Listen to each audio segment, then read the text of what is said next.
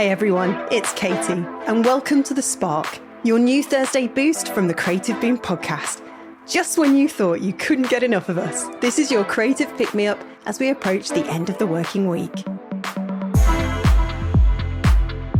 There is nothing better, in my opinion, than meeting people in real life. That face-to-face interaction, those shared smiles and jokes, being able to read each other's faces. On my part, the awkward friendly nudges or hugs where I often get it wrong and end up accidentally kissing somebody on their ear or something crazy like that.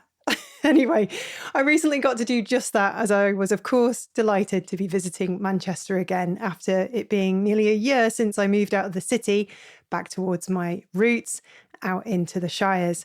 For those of you who don't know, and why would you, I've been getting over a rather nasty back injury this year. It began in early January and I wasn't really able to get out of the house and do normal stuff until August.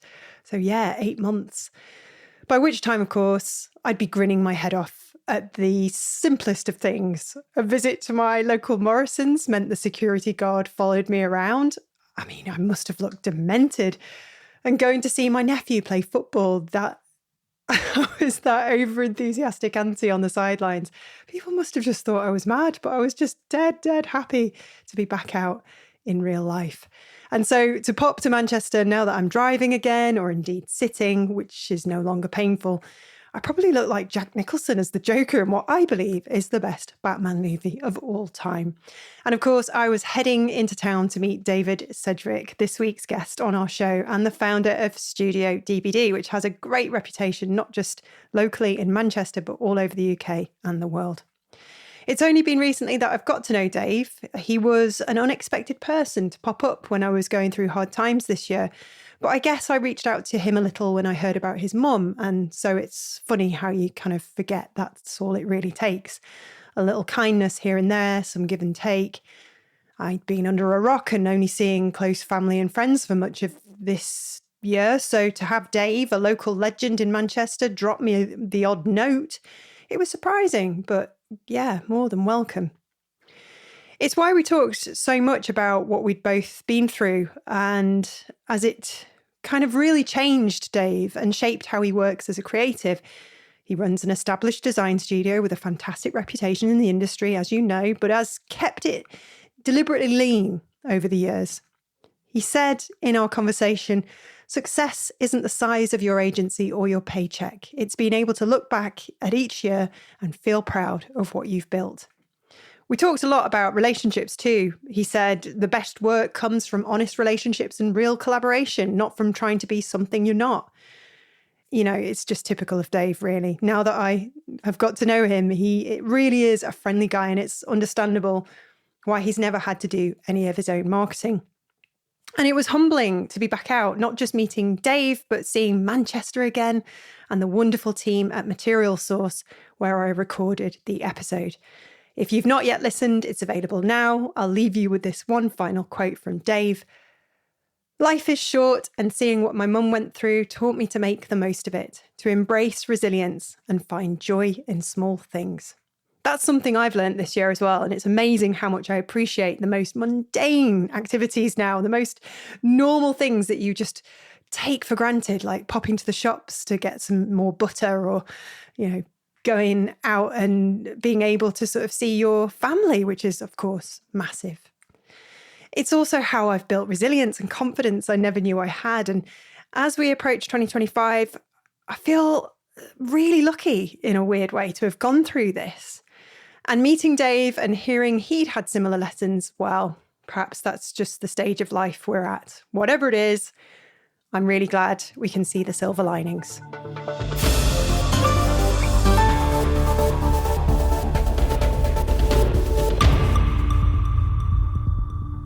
In this week's Creative News, we begin with something from the world of product design. Have you heard about Gabriel Kay, a young designer from De Montfort University who's reimagined the humble kettle? His creation, Osiris, is fully repairable with removable electronics that anyone with a screwdriver can fix. Named after the Egyptian god of rebirth, it aims to reduce e-waste by making maintenance easy and accessible. Already gaining recognition with awards and a spot in the Green Grads programme, Gabrielle's kettle isn't just about making tea, it's about creating a more sustainable, repair-friendly future for design. Congratulations, Gabriel. It's really nice hearing stories like that. It makes you feel good about the future, right? And now moving on to illustration, a Cornish artist's work will feature on Royal Mail's 2024 Christmas stamp collection. Judy Joel, who runs a gallery in Penzance, was thrilled to capture cathedrals in Edinburgh, Liverpool, Bangor and Westminster in her signature naive style. Known for adding her white-haired mother and a dog in her artwork, Judy felt honoured by the commission. David Gold from Royal Mail praised her designs, noting how they highlight the beauty and welcoming nature of these iconic buildings, especially during Christmas. The stamps are set to bring festive joy to millions this season, so make sure you look out for them in the shops. The Glasgow School of Art has won the Ladislav Sutner Prize, recognised as one of the world's most important art schools. Director Professor Penny Macbeth accepted the award, celebrating GSA's impact on applied art, design and education. Joining GSA in receiving this year's prize were Idea magazine and designer Debbie Millman. Congrats to all.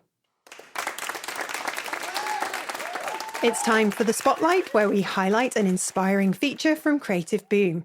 This week, we shared an article from a guest author on a subject that continues to spark debate. Is AI taking over illustration? Not entirely, says James Hughes from Folio Art in the piece this week. While AI-generated images appeal to budget-conscious clients, industries like publishing still prize human creativity for its warmth and depth. Hughes notes that economic cycles and election year caution are dampening demand temporarily, but assures that AI's influence will stabilise, much like the advent of digital cameras did for photographers. His advice to illustrators? Keep honing your craft. The demand for unique, skilled artistry isn't going anywhere. Now's the perfect time to prepare for future opportunities. And that sounds very promising indeed. And now it's time for our Book of the Week, where we highlight a must-read for creatives. And today we're going to go back in time with our recommendation, something that marked its 50th anniversary this year. Zen and the Art of Motorcycle Maintenance by Robert M. Pirsig was published in 1974, would you believe, and is a philosophical memoir that intertwines the narrative of a father-son motorcycle journey across America with deep explorations into the nature of quality and the dichotomy between romantic and classical thinking. Pirsig's work challenges us to reflect on the essence of life and the pursuit of meaning, making it a timeless read for those interested in philosophy and self-discovery. He wrote, "The place to improve the world is first in one's own heart and head and hands, and then work outward from there." Or perhaps a little deeper and poignant of our time, "You are never dedicated to something you have complete confidence in. No one is fanatically shouting that the sun is going to rise tomorrow. They know it's going to rise tomorrow. When people are fanatically dedicated to political or religious faiths or any other kinds of dogmas or goals, it's always because these dogmas or goals are in doubt." This insight highlights how fervent dedication often stems from underlying uncertainties, prompting us to assert our beliefs more vigorously. And in today's climate marked by rapid change and widespread information, this perspective encourages us to reflect on the roots of our convictions and the nature of our commitments. For our tip of the week, we look at how to beat the competition for all you creative freelancers and small studios out there. In the creative industry, as you know, embracing a healthy competitive spirit is really important for success. We might not like it, we might not want to acknowledge that it's there, but actually maintaining an impeccable reputation by consistently delivering high quality work and meeting deadlines builds trust and sets you apart. And you do need to set yourself apart. You want to encourage those satisfied clients to share positive reviews and testimonials so that they can serve as social proof and attract potential clients and reinforce your credibility. You also want to highlight your unique strengths, be it a distinctive style, exceptional speed, or outstanding customer service, whatever it is that showcases your value. Emphasize these qualities in your portfolio and communications to stand out. And curate a professional online presence by sharing your work, industry insights, and positive interactions while avoiding anything negative or unprofessional to enhance your image. Focusing on personal growth rather than fixating on competitors, though, is crucial. Concentrate on enhancing your own skills and nurturing client relationships. And that continuous self-improvement and dedication to your craft will naturally lead to success. Sounds quite current, doesn't it? Especially after our episode with David Sedgwick this week about how he just goes out there and meets people and fosters, great relationships. And that's how he's always done well. Now it's time for Letters to the Editor, where we share your thoughts and reactions to this week's podcast guest, David Sedgwick, and anything else that's been on your mind. Nicky, an art director from London, wrote in this week, thanking us for our chat with Dave. He said, "Nothing prepared me for my 40s. It's been a tsunami of chaos, one thing after the other. So it was comforting to know I'm not the only poor soul going through it right now. I'm with you both on the silver linings. Whilst life can be difficult sometimes, we do learn so much about ourselves during these dark times. So thank you both for sharing your thoughts." I'm also going to start sharing some comments from our LinkedIn page because they're just so brilliant. I mean, last week we shared an article on design trends for 2025, where creative leaders share their vision for the future. We spoke to the great and the good to get the temperature of the industry as we head into the halfway point of the 2020s.